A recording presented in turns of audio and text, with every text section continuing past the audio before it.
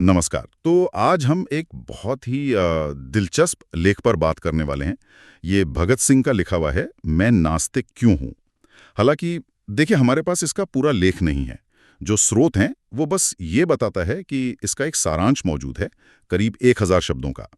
तो हमारा मकसद आज ये समझना है, मतलब इस जानकारी के आधार पर, कि भगत सिंह जैसे क्रांतिकारी ने इस तरह के दार्शनिक विषय पर क्यों लिखा होगा।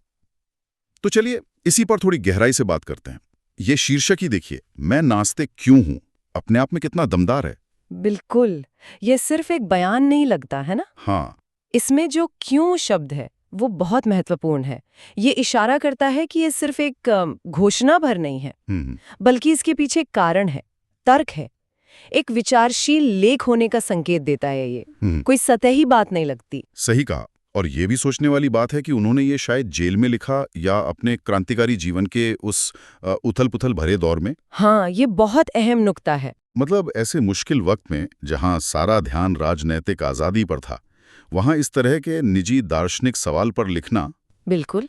ये उस दौर के माहौल के बारे में भी कुछ बताता है। देखिए, आज़ादी का संघर्ष सिर्फ राजनीतिक नहीं था। हाँ। वो विचारों का संघर्ष भी था, सामाजिक मान्यताओं पर सवाल उठाने का संघर्ष था। सही। तो भगत सिंह का इस विषय पर लिखना ये दिखाता है कि उनके लिए वैचारिक स्वतंत्रता भी उतनी ही जरूरी थी। मतलब राजनीतिक स्वतंत्रता के बराबर ही। हाँ, लगभग वैसा ही। ये उनके पूरे क्रांतिकारी दर्शन का हिस्सा लगता है, ऐसा नहीं कि बस अकादमिक दिलचस्पी हो। तो क्या हम ये कह सकते हैं कि ये एक तरह से उस वक्त की जो स्थापित धार्मिक मान्यताएं थीं या सामाजिक सोच थे, उसको एक चुनौती थी? हाँ, निश्चित रूप से।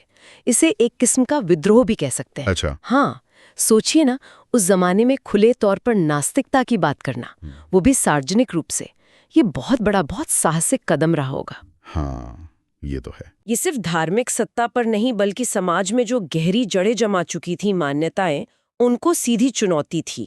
और ये उनके विद्रोही स्वभाव से मेल भी खाता है, चाहे वो ब्रिटिश हुकूमत के खिलाफ हो या किसी और स्थापित सत्ता के। तो ये वाकई दिलचस्प है, क्योंकि हम अक्सर भगत सिंह को एक एक्शन हीरो की तरह सोचते हैं, पिस्तौल, बम। लेकिन ये पहलू तो उन्हें एक विचारक, एक दार्शनिक भी दिखाता है।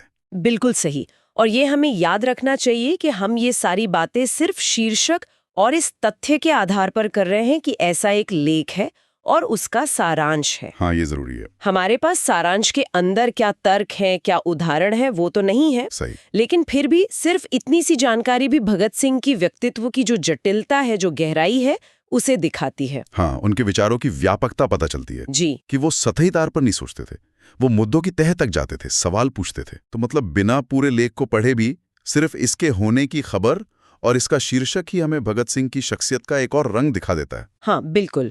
ये उनके विचारों की जो यात्रा रही होगी, उसका एक अहम पड़ाव लगता है। और ये हमें याद दिलाता है कि ऐतिहासिक हस्तियों को बस एक छवि में बांधना ठीक नहीं। सही बात है। भगत सिंह क्रांतिकारी तो थे ही, पर वो एक गंभीर पाठक भी थे, विचारक थे, आलोचक थे, जो जीवन और समाज के बुनियादी सवालों से जूझ रहे थे। तो संक्षेप में कहें तो ये लेख, मैं नास्तिक क्यों हूं, भले ही हम आज उसके तर्कों को न जानते हों, हाँ, पर ये उनके साहस, उनकी बौद्धिक ईमानदारी का, और वो जो वैचारिक स्वतंत्रता की बात आप कर रही थी, उसके प्रति उनकी प्रतिबद्धता का एक सबूत है। हाँ, बिल्कुल। और ये उनके क्रांतिकारी जीवन से अलग नहीं है, ये उसी का एक हिस्सा है, उसको पूरा करता हाँ, है। ये उनके पूरे व्यक्तित्व को समझने में मदद करता है। जी। और जाते जाते अपने सुनने वालों के लिए एक सवाल छोड़ देते हैं। सोचिएगा कि किसी ऐतिहासिक शख्सियत के जो निजी विश्वास होते हैं, चाहे वो धार्मिक हो, दार्शनिक हो या राजनीतिक, उनको जानना, उनके सार्वजनिक काम और उनकी विरासत को समझने में हमारे नजरिए को कैसे बदल सकता है, या शायद और गहरा कर सकता है।